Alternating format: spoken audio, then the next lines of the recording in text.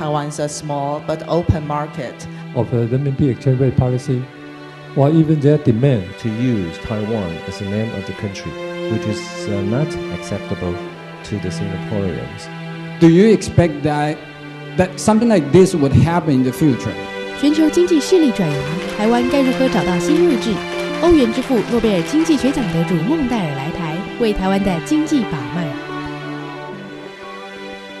Instability. You have to have a defense system, and you have to have confidence that the defense system is there. Well, what Europe has is NATO, and as long as it had NATO, this European currency, they don't need a strong central state. They don't need their own military force because they have the combined force of NATO, of which they're more or less or semi-equal partners in. So this is the factor, and you don't have that. You have a mechanism for keeping peace because a currency area has to be a security area.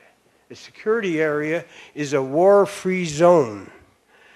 Whenever you have a war-free zone, then a common currency is always possible.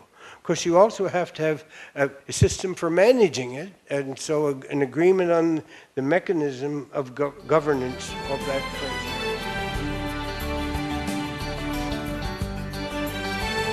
What I think will happen, I think that you could have a fixed exchange rate zone that would give you 2/3 of the benefits of a common currency.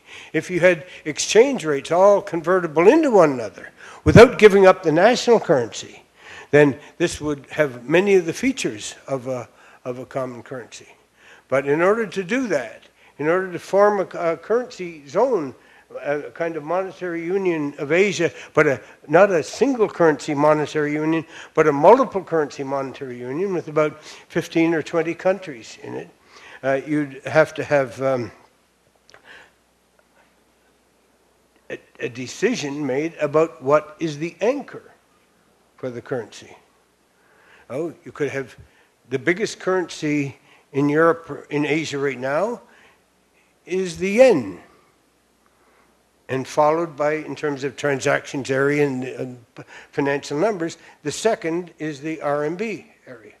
What will happen is that the RMB, despite the fact that it's inconvertible, will go on and will spread its role throughout Asia, the ASEAN countries, 10 ASEAN countries, be widely used. It already is being widely used on the border area, and every country will build up stocks of RMB because there's no real harm to it because externally it's de facto convertible when the exchange rate on it is expected to appreciate and there's an excess demand for RMB as there is on the outside. So I think that that you won't get integration of the Asian currencies yet, but you'll get the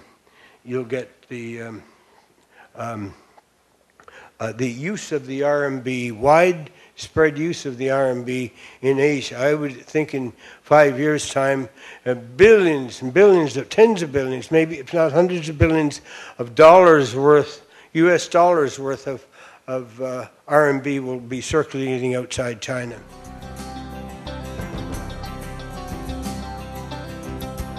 What's good for the world economy? You cannot have a country acting without concern for the world economy. It may be that Rwanda or some smaller country, the Isle of Tonga, can do what it wants internationally. It doesn't matter. It's not going to do any big harm to anyone, but when a country has such power that Taiwan has, it absolutely has to act responsibly, and if it doesn't, then it will be irresponsible, and it'll lose in the long run. It'll lose from it because it'll be forced to act responsibly. More efficient economic integration with the mainland, I think. Strategic freer trade policy. I'm not saying free trade because you can't have. You can't have sudden free trade with the mainland because the mainland is the cheapest place in the world right now, and it would be more than like free trade with the world economy. And So it's got to be managed selective free trade in certain areas. You have to decide which industries are going to be really viable for Taiwan. Countries don't automatically have comparative advantages. They create them. They move into areas where it's important, and they have to change over time. You might develop a comparative advantage in some kind of service, and then you run into competition from other countries, and they're more efficient than you. Then you have to shift into something else or shift into a different branch of the same thing. Life is so full of variety that you can do, and you have to keep active, and you have to keep dynamic. Comparative advantage is a dynamic concept, and it's changing all the time. If you want to read the way in which a small country survives, sandwiched between big neighbors, read Lee Kuan Yew's book on Singapore.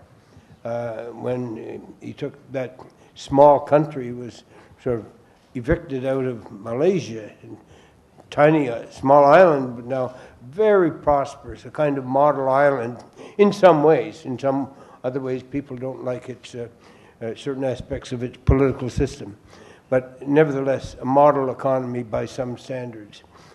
But the need to adjust that because of its size relative to Malaysia on the one hand and to Indonesia on the other, and the rest of the world, meant that Singapore had to shift from one thing to another. When it saw something going down, they moved into something else. They found new avenues.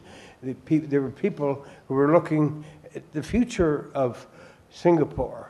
Lee Kuan Yew was, of course, and others took heed from what he was doing.